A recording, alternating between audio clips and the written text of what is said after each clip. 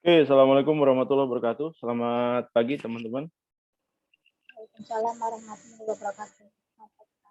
Oke, teman-teman, ini pertemuan kita yang ke-7. Hari ini saya mau review materi kemungkinan. Sambil mungkin kalau teman-teman ada pertanyaan, sebagai informasi minggu depan kita UTS ya. UTS. Kemudian soal UTS bagaimana? Biasanya UTS itu saya bagi dua ya, teman-teman. Saya punya kalau di Inaba sendiri mensyaratkan satu soal esai gitu. Tapi kalau saya punya dua soal, ada UTS yang esai, kemudian ada yang pilihan ganda. Pilihan gandanya sama seperti kalian mengerjakan kuis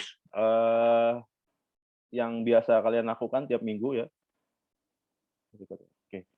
Kemudian UTS esainya nanti seperti biasa, normal, seperti ujian-ujian sebelumnya yang teman-teman pernah lakukan UTS-nya. Jawabannya ditulis tangan, kemudian difoto atau di-scan, kemudian di-upload. Jangka waktunya 12 jam maksimal. Jadi begitu, kalau misalkan ujiannya sekarang jam setengah 10 gitu ya, nanti dikumpulkannya 12 jam setelahnya. Di di 12 jam setelahnya Anda harus mengumpulkan jawaban ujiannya gitu. Kemudian soal UTS pilihan gandanya, saya kasih rentan waktu 1 hari, durasinya itu 30 menit. Soalnya ada durasi waktunya 25 menit, soalnya ada 25 gitu ya. Jadi 25 soal, durasi pengerjaannya 25 menit, kemudian teman-teman bisa pilih waktu pengerjaan yang fleksibel. Anda bisa ngerjain di jam setengah 10 atau 24 jam setelahnya. Jadi setengah 10 Jumat pagi saya buka gitu ya. Kemudian akan berakhir di setengah 10 pagi Sabtu pagi gitu. Jadi ada 24 jam waktu yang disediakan buat teman-teman untuk mengakses kuis. Waktu pengerjaannya 30 menit. Anda mau mengakses kuisnya tengah malam boleh. Pastikan koneksi internet Anda tidak bermasalah. Atau pastikan saat mengerjakan siakatnya atau e-learning-nya nggak ada gangguan gitu ya teman-teman ya. Kalau teman-teman, karena kejadian beberapa kali sebelumnya, setiap ujian tuh selalu ada gangguan gitu ya di koneksi di Inabanya. Nah, itu pastikan nggak ada masalah di e-learning-nya gitu ya. Jadi begitu Anda masuk ke e-learning atau ke Siakat gitu ya, loading-nya nggak lama, nggak ada masalah gitu ya. Nah, itu silakan Anda ambil kuis. Tapi kalau misalkan kira-kira bermasalah, baiknya nanti aja diambil kuisnya gitu.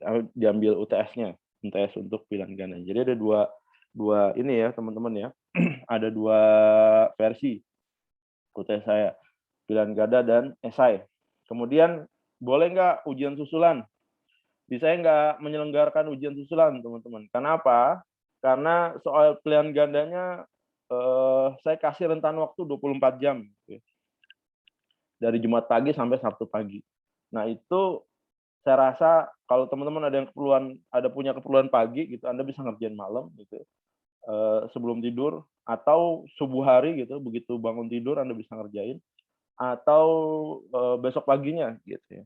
Jadi saya beranggapan dengan waktu 24 jam ini teman-teman fleksibel, nggak mungkin di 24 jam ini teman-teman nggak punya waktu, cuma 30 menit aja nggak punya waktu, nggak mungkin. Kemudian soal esainya saya kasih rentan waktu 12 jam dari soalnya di-upload. Jadi kalau saya upload jam setengah 10 pagi, berarti batas akhir pengumpulannya jam setengah 10 malam. Itu harus difoto, tulisan tangan, bisa kebaca gitu ya, tulisannya jelas, kemudian fotonya jelas atau scan-nya jelas gitu ya. Nanti dikumpulkan, kalau memang lebih dari 1 lembar di-zip aja ya, atau dibikin PDF itu lebih baik. Tapi yang perlu diperhatikan maksimal 2 atau 3 mega ya, dari e-learning. Nah, itu yang harus teman-teman perhatikan. Kalau kapasitas yang Anda upload soal UTS jawaban UTS-nya lebih dari 3 mega, silakan dikompres dulu. Di zip atau di rar gitu ya, dikompres biar dia lebih kecil dari 2 mega lah. Harusnya harusnya bisa dan nggak ada masalah. Gitu teman-teman. Kira-kira sampai sini ada pertanyaan nggak? Pak, untuk kertasnya folio boleh Pak? Atau apa? Kertas bebas teman-teman. Mau pakai folio, mau pakai HVS gitu ya. Saya nggak mensyaratkan. Yang pasti adalah tulisannya bisa dibaca. Tulisannya bisa dibaca dan clear gitu ya. Gitu. Yang penting itu. Ada lagi yang mau ditanyakan?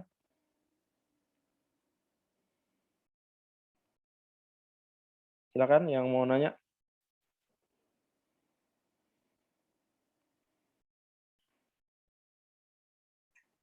Ada yang mau nanya? Nggak ada. Oh, iya, Pak. Dikirimnya di e-learning atau di Siakat juga, Pak? Nanti saya buka di Siakat aja ya, teman-teman. Di Siakat, di e-learning aja ya. Nanti saya bukain Dropbox nih kayak gini. Kayak tugas gini. Nanti ada namanya UTS ya. Di di week 8 nanti. Nanti saya buatin di sini. UTS week 8. Berikut dengan soal esai dan soal pilihan ganda. Jadi Anda tinggal akses section ke-8 ya teman-teman ya untuk soal UTS pilihan ganda dan esai. Dua-duanya dikerjain teman-teman. Fungsinya apa? Fungsinya nanti kalau nilai Anda jelek, nilai ini akan saling support ya antara pilihan ganda dan esai. Gitu.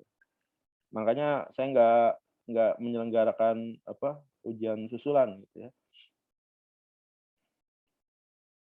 Oke, ada lagi teman-teman yang mau bertanya?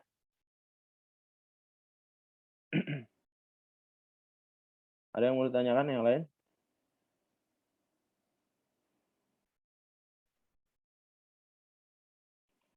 Oke, kemudian yang join berapa orang sih? 14 ya. Kayaknya emang kelas ini ada sekitar 10 orangan lebih ya yang nggak aktif. Dan kemungkinan besar nih ya, kalau saya preview dari tugas dan kuis nih saya lihat ada 10 orang nggak ngerjain. Karena di daftar yang saya punya itu ada 30 mahasiswa di komputasi awan, pengantar komputasi awan. Ini ada 6, kemudian yang baru-baru ya. Tuh ada 10.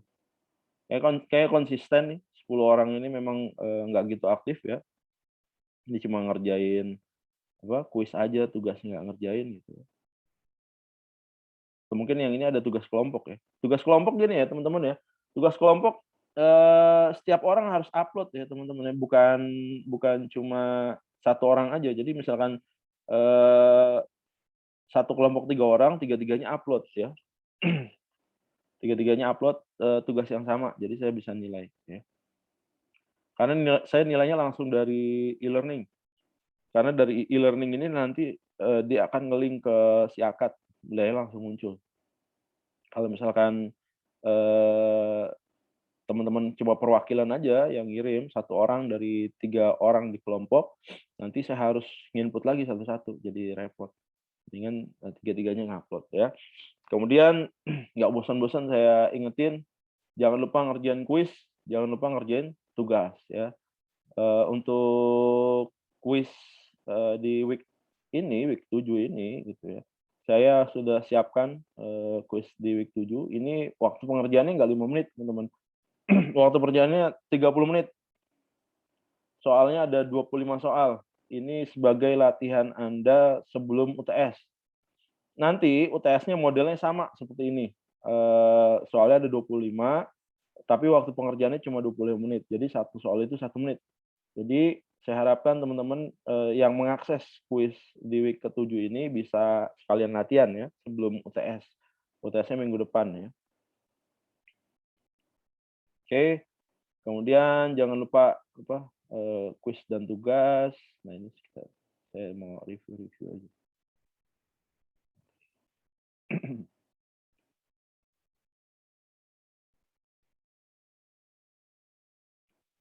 Ini pertemuan kita ya di week pertama di pengenalan komputasi awan gitu ya. Kita bicara tentang apa? Definisi dari komputasi awan atau cloud computing. Ini definisi-definisinya. Ini ruang lingkupnya gitu ya. Layanan apa yang disediakan ya. Ada yang tahu nggak? Cloud computing itu menyediakan layanan apa aja? Apa yang disediakan?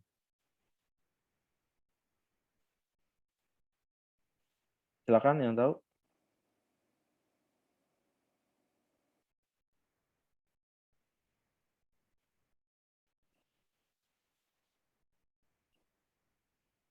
Penyimpanan, Pak.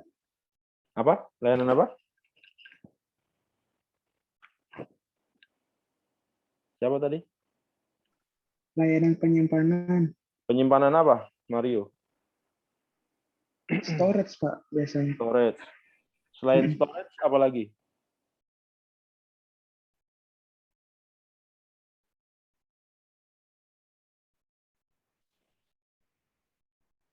Ada 3 ya servisnya ya.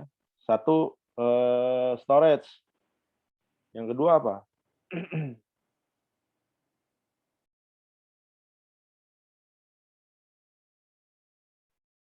Ayo, selain Mario, siapa yang bisa?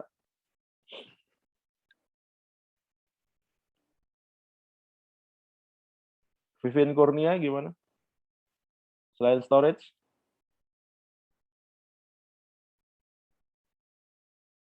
Vivin? Ada orangnya nggak? Atau Ya, akun? Pak. Silakan. Selain storage apa aja layanannya?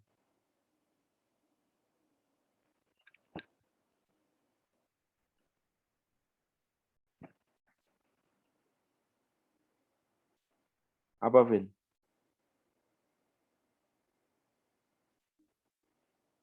Layanan basis data, Pak.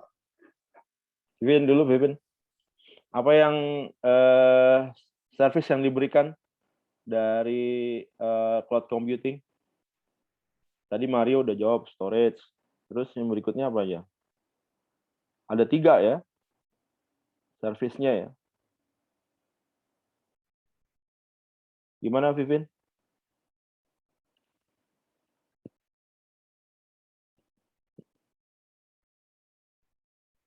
Bisa jawab apa pas, Vivin?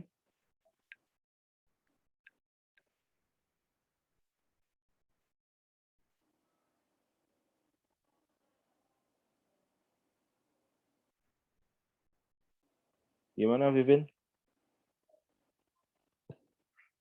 Vivin nggak tune in. Ferdian gimana, Ferdian? Ada orangnya nggak, Ferdian? Halo, Ferdian.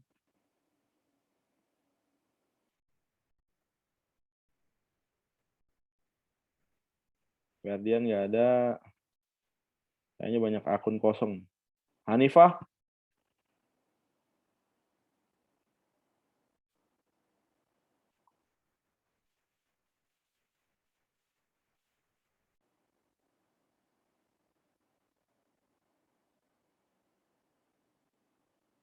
Hanifah gimana?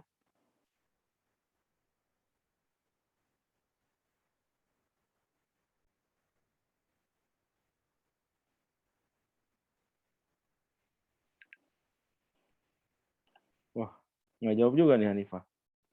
Dinda, Dinda.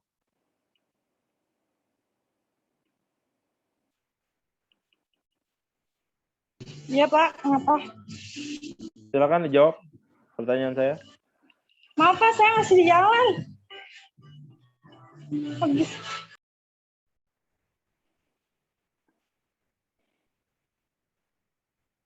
Nggak nyimak berarti. Setio Yulianto.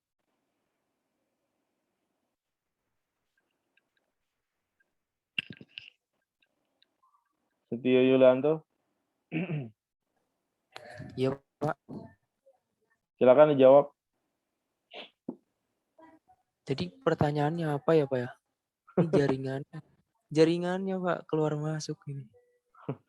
Pertanyaannya, layanan apa yang diberikan dari cloud computing?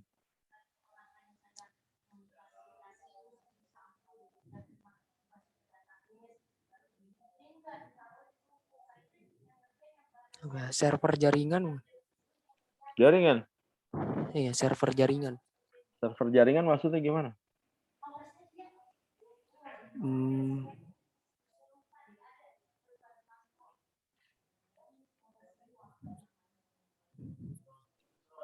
Hmm? Server jaringan tuh gimana tuh maksudnya?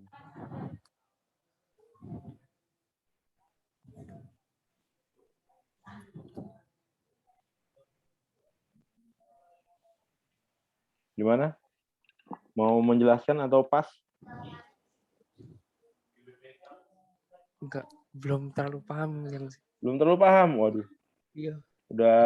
udah mau ini kita nih. Udah mau apa? UTS.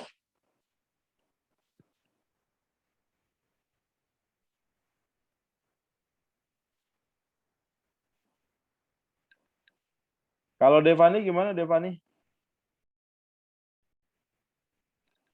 Devani Aristia. Waduh, saya harus ngecek lagi nilai kuisnya berapa nih teman-teman nih. Devani gimana Devani? Nggak ada, akun kosong ya. Oke. Indun. Indun Minarti.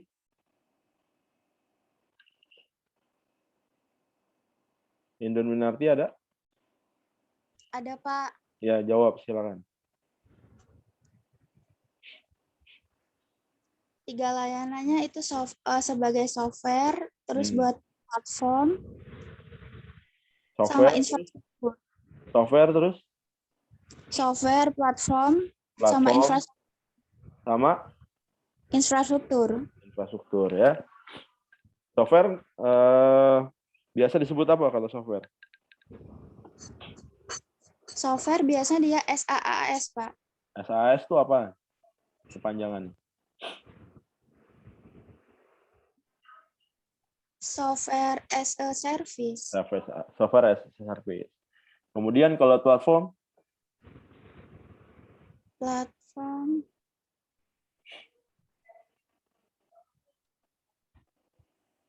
Platform PaaS. apa tuh PaaS? Platform as a service. Nah, kalau infrastruktur, Infrastruktur. IaaS. ya apa kepanjangannya? Sama infrastruktur as a service. Ya, oke. Servisnya ada 3 ya. Ada platform, ada software, ada infrastruktur. Ya, ingat-ingat teman-teman. Ini udah mau UTS, tapi Anda masih belum paham juga, gawat. Saya curiga apa nilai UTS Anda nih. Oke. Kemudian nih, ini penyediaannya. Nih ya, teman-teman ya. Ada di slide pertama nih, halaman 8. Model layanan dari komputasi awan. Ada SAS, PaaS, ada AAS.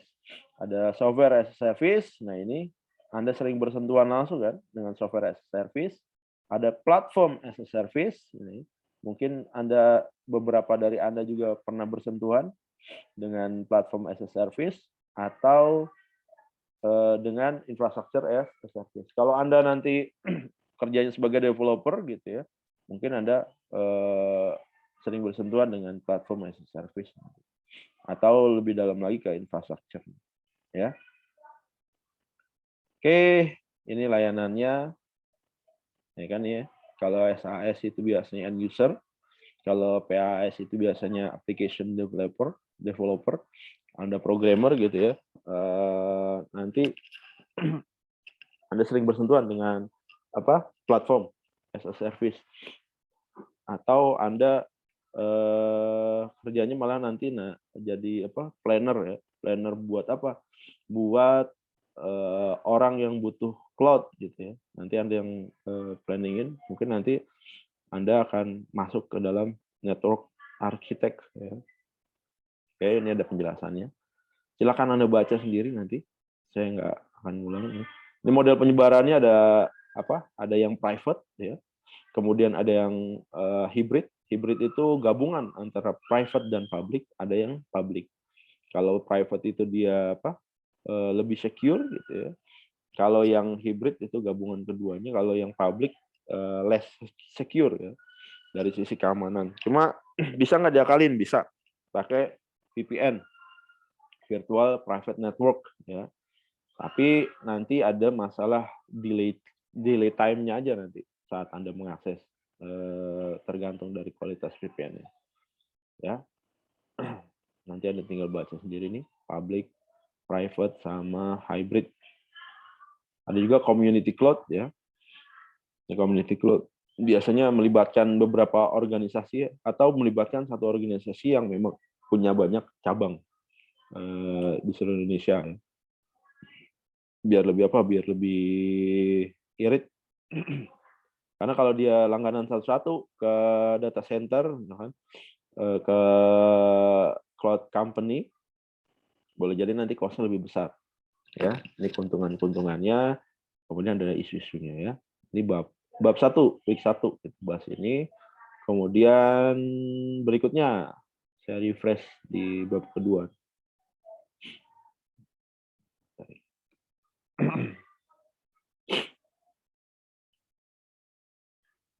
Nah ini cloud computing service, ada yang on demand self service. Kenapa disebut on demand self service? Siapa yang bisa jawab? On demand self service.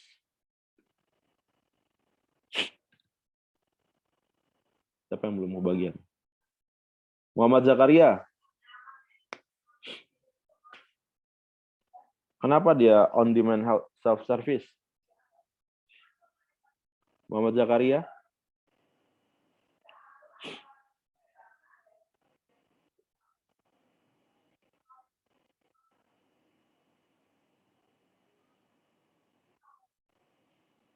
Ya ada. Wah. Ini udah partisipasinya kecil, yang ikut akun bodong juga. Nah, Ferdian tadi nggak ada ya, Ferdian? Solihah.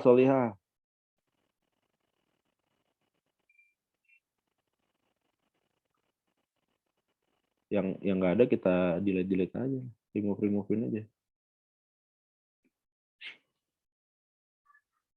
Ferdian gimana, Ferdian?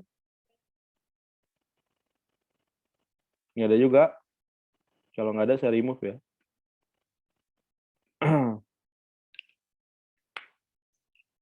Solihah gimana, Solihah?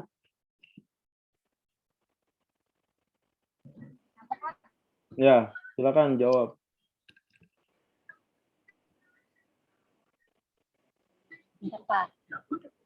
Kenapa on demand self service?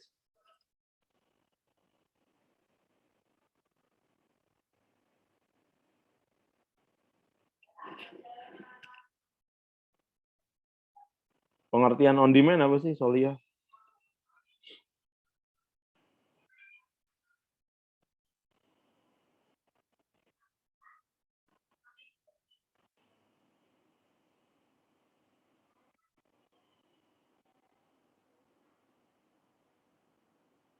Solihah, halo?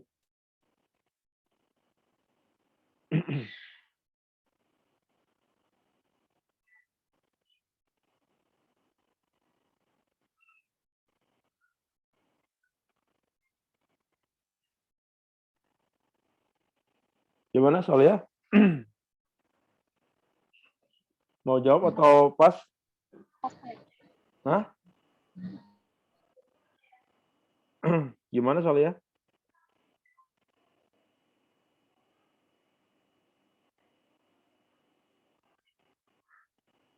Halo, Solihah? Ada orangnya atau enggak? Bisa jawab enggak?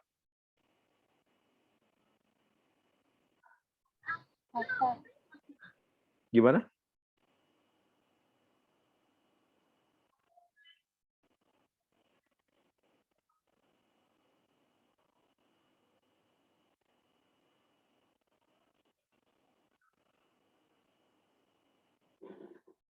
Soliha?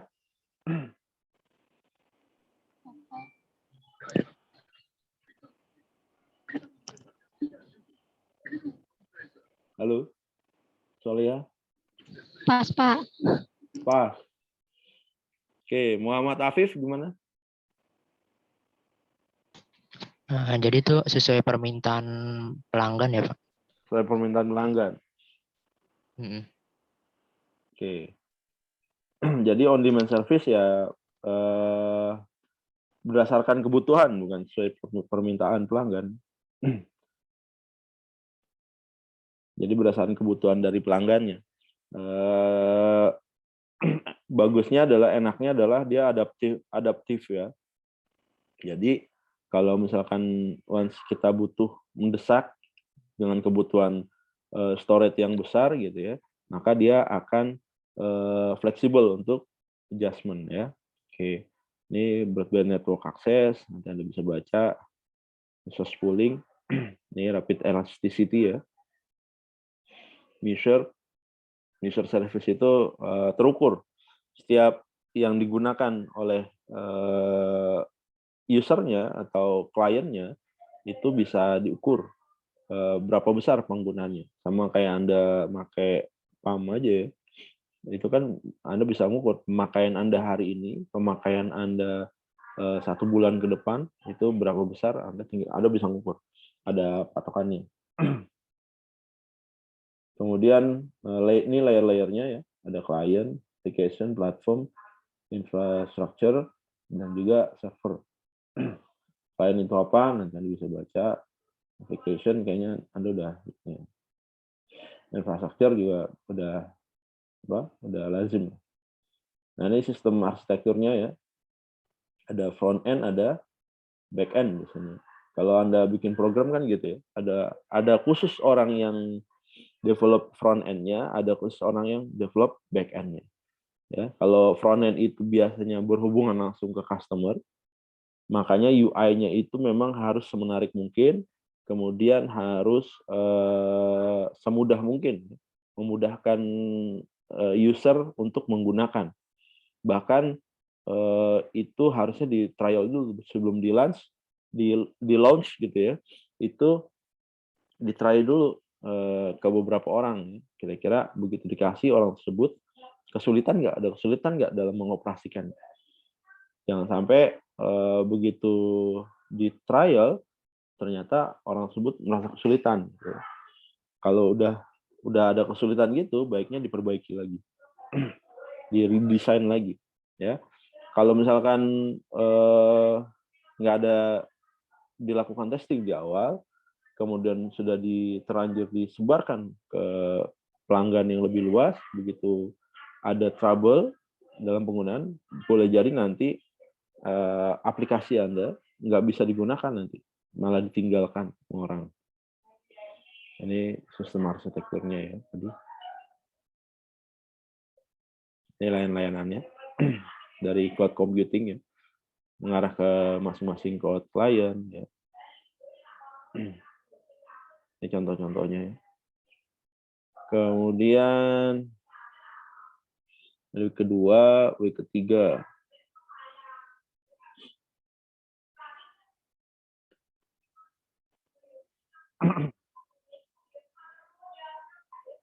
Ini week ketiga nih ada banyak pengulangan-pengulangan ya.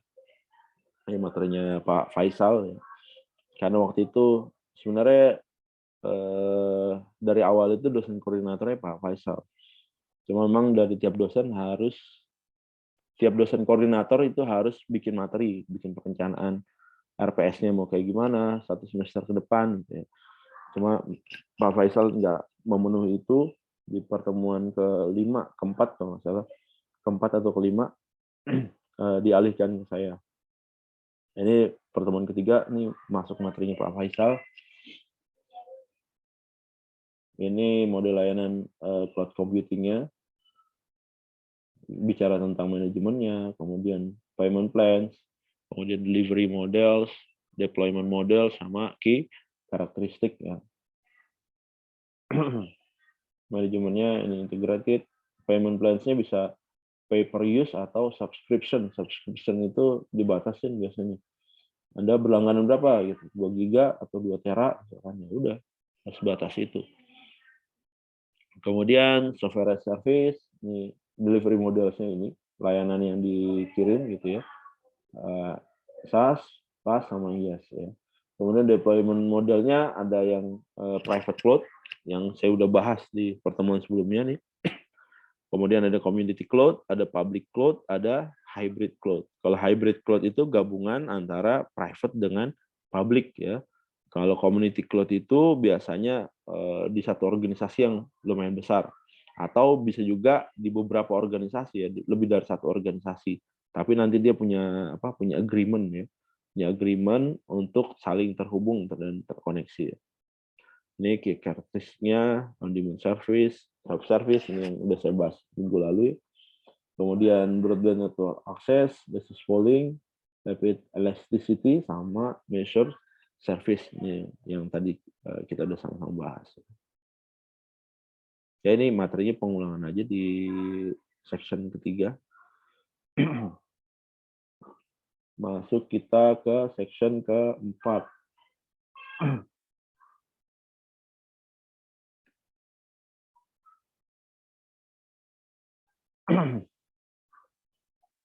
Nah, ini keuntungannya. Nah, siapa yang mau bisa jawab? Keuntungannya apa sih cloud computing? Tunjuk lagi siapa nih?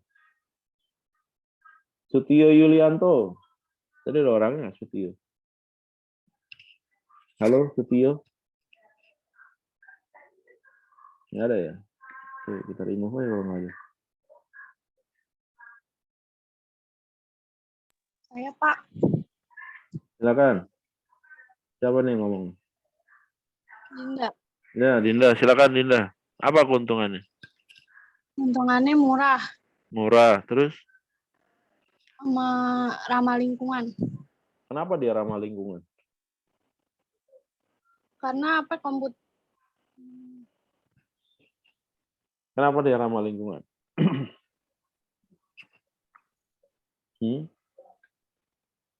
dengan cloud computing jadiin ramah lingkungan karena komputernya terpusat, maka di rumah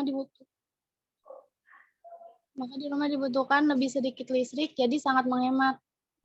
Jadi tuh dengan adanya cloud computing nggak perlu ituin energi banyak listrik gitu, karena kan terpusat juga yang di awan gitu. Oke. Ya, resource-nya karena lebih hemat gitu ya, yang terpakai, maka dia lebih sedikit mengkonsumsi energi. Ujung-ujungnya ke sana sih, cuma itu plan jangka jauhnya gitu ya. Ini kendala-kendalanya. Kemudian penggunaan teknologinya masih Pak Faisal ya.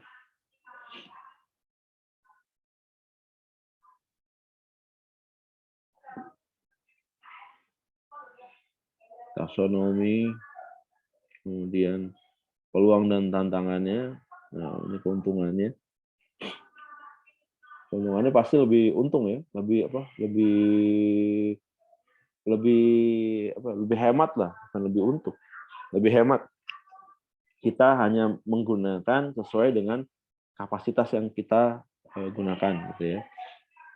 Tapi nanti perlu kalkulasi juga, teman-teman. Kalau misalkan nanti di organisasi teman-teman itu penggunaannya dalam bentuk banyak gitu ya, lebih besar gitu ya, katakanlah Anda butuh software as a service gitu ya. Katakanlah Anda mau butuh Microsoft, kemudian Anda beli dari cloud computing gitu ya, untuk bisa pakai Microsoft. Di organisasi Anda ada berapa ribu orang atau ada berapa puluh ribu orang yang menggunakan Microsoft Word tersebut. Nanti dibandingin aja dengan Anda beli license sendiri, dengan kemudian dibandingkan dengan Anda menyewa license dari cloud company gitu ya, mana yang lebih hemat? Gitu ya. Kalau misalkan lebih hemat dan lebih worth it pakai cloud company ya silakan aja. Tapi kalau lebih hemat, kira-kira nih karena memang yang pakai banyak, ada puluhan ribu gitu ya, lebih hemat saya beli sendiri nih, ya udah beli sendiri. Jadi nggak melulu solusinya ada cloud computing, nggak melulu platform itu dipindahkan ke cloud, nggak melulu itu software dipindahkan ke cloud atau infrastrukturnya dipindahkan ke cloud gitu. Sementara kita nggak punya resource apapun gitu ya. Tapi nanti tergantung kebutuhan bisnis dari masing-masing organisasi ya. Kalau emang butuh ya, kalau emang lebih menguntungkan perusahaan, ya silakan aja pakai alternatif selain cloud ya. Jadi nggak melulu solusinya ada cloud computing. Oke. Jadi keuntungan,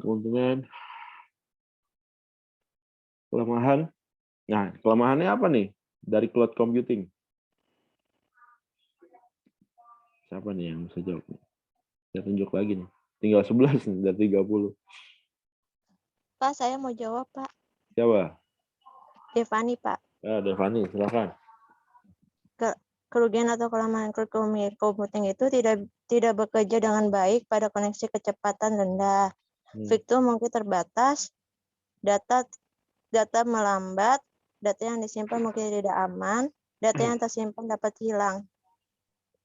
Itu Oke. aja, Pak. Oke. Jadi gitu ya. Kalau koneksi internet kita lemot ya meskipun cloud company-nya itu punya performa yang bagus ya tetap aja gitu ya. Kita ngaksesnya akan lemot juga.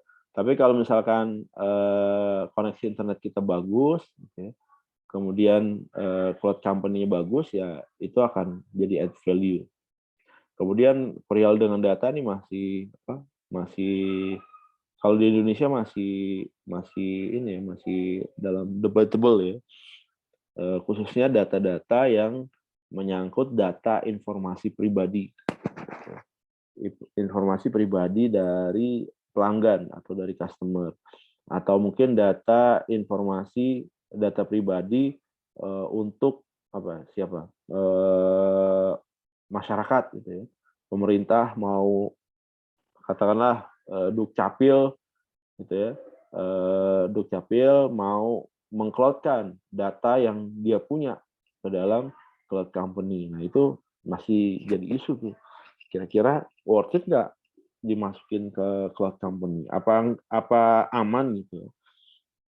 Kalau misalkan nanti dia mau pindah, kira-kira gimana? Apakah datanya bisa ditarik semuanya kemudian di-delete secara permanen di server yang lama, ataukah begitu mau pindah susah? Gitu ya. Karena kejadian gitu ya, kalau saya dulu pernah bisnis hosting juga. Saya punya server gitu, di Singapura. Begitu mau pindah, ternyata dipersulit. Nah, itu salah satu tergantung cloud company-nya sendiri ya. Kalau cloud company-nya rada kurang bagus gitu ya modelnya seperti itu. Nanti akan ditahan data kita dalam quote unquote gitu, ditahan data kita supaya kita nggak beralih ke server yang lainnya. Atau perihal keamanan data gitu, data yang kita upload ke dalam cloud company gitu, yang kita hosting, misalkan kita punya web, kita hosting di sana, kira-kira source code-nya aman nggak? Jangan-jangan begitu saya masukin ke dalam cloud company gitu ya, ternyata data saya, source code dari program saya di-copy sama dia. Di-copy sama yang punya, kemudian dijual lagi keluar. Jadi ada tuh di forum-forum, dia menyelenggarakan hosting gratis. Anda bisa masuk ke dalam hostingnya mereka gitu, tanpa harus membayar sepeser pun. Tapi begitu Anda upload source code Anda upload web Anda gitu, sama dia diduplicate, ditarik gitu ya, kemudian di remodif gitu ya, kemudian source code Anda dijual lagi ke pihak ketiga. Jadi cara monetize-nya seperti itu. Jadi harus diwaspadai. Kalau Anda kerjasama dengan cloud company, usahakan nanti SLA-nya jelas. service level agreement-nya clear gitu ya. Kalau kemungkinannya A, solusinya apa? Kalau kemungkinan B, solusinya apa? C dan seterusnya gitu ya. Solusinya harus kita petakan biar nanti begitu kita implementasikan, kita pakai nggak ada permasalahan di kemudian hari ya. Oke. Ini bicara tentang cloud, keuntungannya. Kemudian sekarang masuk ke week kelima.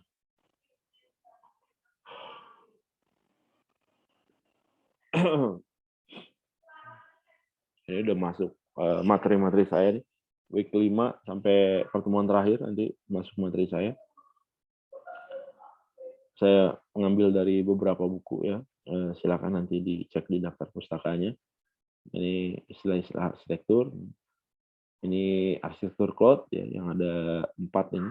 Ada user, ada network, ada cloud management, ada hardware resource layer ya. Ini gambarnya kayak gini, user client layer gitu ya. Ini networknya, kemudian cloud management layer, yang keempat hardware resource layer. Nah ini yang paling menentukan ini nih ya, network layernya ya. Kalau misalkan cloud management layer dan hardware resource layernya bagus, tapi cloudnya bermasalah ya udah, wassalam juga gitu ya. Atau Anda beli software manajemen cloud, tapi beli yang bajakan ya versi node, nah itu bisa jadi nanti akan masalah ke depannya ya. Hardware resource layernya.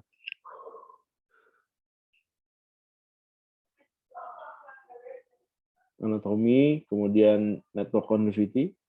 Ya, ini yang saya ulangin berkali-kali, masalah connectivity-nya. Itu memang harus dimaksimalkan. Ini jaringan-jaringannya, jaringan intercloud, private cloud, kemudian ada internet traffic, yang aplikasi-aplikasi yang di cloud, ya, keuntungannya sama macam. Nah ini sifat-sifatnya ya.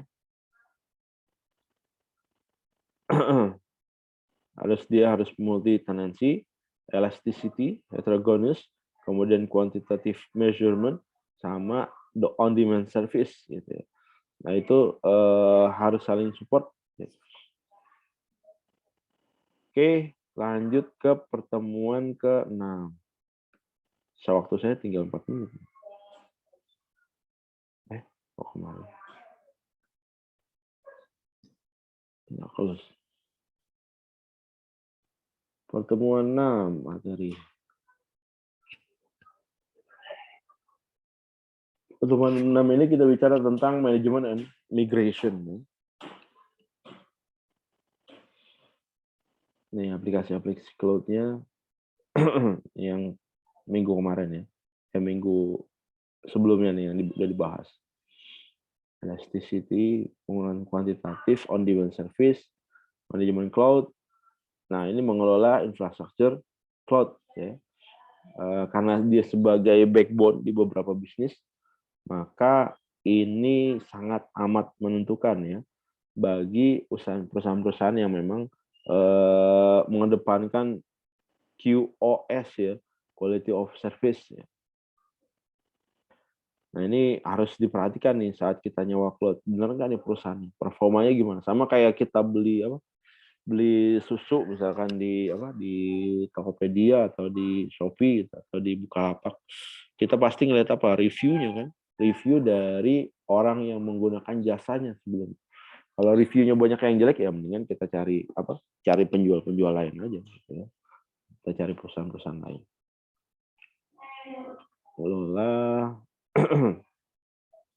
Ini fluktuasi beban ya. Fluktuasi beban itu bisa dibagi 2, bisa diprediksi dan nggak bisa diprediksi. Makanya sebelum kita planning itu harus kita prediksi kira-kira load-nya berapa besar, kemudian kita butuhnya berapa besar ya. Kemudian nggak dapat diprediksi. Nah ini yang menjadi faktor faktor cadangannya ya, nggak bisa diprediksi. Ada beberapa konteks atau bahasan yang memang nggak bisa dimasukin. Oke, ini migrasinya, fase migrasinya nih menurut ada banyak teori-teori ya perihal fase migrasi. Ini salah satu teorinya. Dia mengevaluasi dulu, kemudian dia strategik migrasinya gimana, dia buat strateginya, kemudian dia bikin prototype, kemudian dia surfing gitu ya, kemudian dia mengujikan.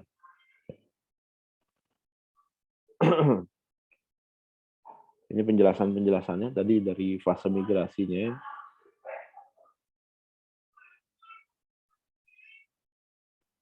Ini pendekatan-pendekatannya untuk migrasi, mulai dari awal, mulai dari yang bisa dijangkau lebih cepat. Nah, itu yang startnya gitu.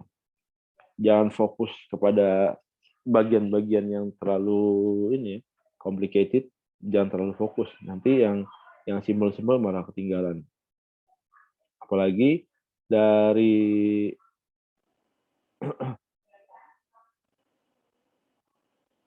ya yang simbol-simbol itu harus diperhatikan juga. Kemudian nih pendekatan migrasinya. Nah, ini mulai dari awal atau bikin baru. Kebetulan di tempat saya kerja lagi develop untuk salah satu software gitu ya. Sebelumnya kita pakai vendor yang lama gitu ya. Tapi belum selesai, vendornya udah give up. Kemudian begitu kita tarik vendor baru untuk melanjutkan, orang ini lebih prefer making dari awal, start from titik awalnya. Kenapa? Karena lebih worth it ya, durasinya kita bisa prediksi gitu, ketimbang kita baca alur pemrograman dari orang lain, kemudian kita mencoba menyempurnakan dari situ. Lebih gampang akan membuat sendiri ketimbang beli yang sudah ada. Pendekatan untuk migrasinya ada. Oke, sampai sini ada pertanyaan teman-teman. Minggu depan kita UTS ya. Soalnya tadi yang udah saya jelasin di penjelasan di awal. Ada yang mau ditanyakan? Saya mau nanya, Pak. Ya. Kalau misalkan di organisasi ada struktur organisasi, Pak. Kalau di cloud computing itu bisa dibagiin nggak pembagian tugasnya berdasarkan cloud computing? Maksudnya pembagian tugas apanya nih? Pembagian tugas struktur organisasinya kan misalnya IT operator apa, Pak? Gimana? Kayak pembagian tugasnya, Pak. Kayak admin di cloud computing fungsinya buat apa? Jadi ada pembagian tugasnya. Oh, bisa aja gitu ya. Tergantung dari layanan atau service yang kita pakai. Nanti kita bisa setting rules-nya apa aja dari orang-orang ini gitu ya. Ada yang dia cuma bisa ngakses sampai mana gitu ya. Ada juga memang yang bisa mengakses keseluruhan. Nah, itu bisa dikaitkan nanti kepada organisasi dari tempat Anda bekerja gitu. Kasih, Pak. Oke. Ada lagi yang lain?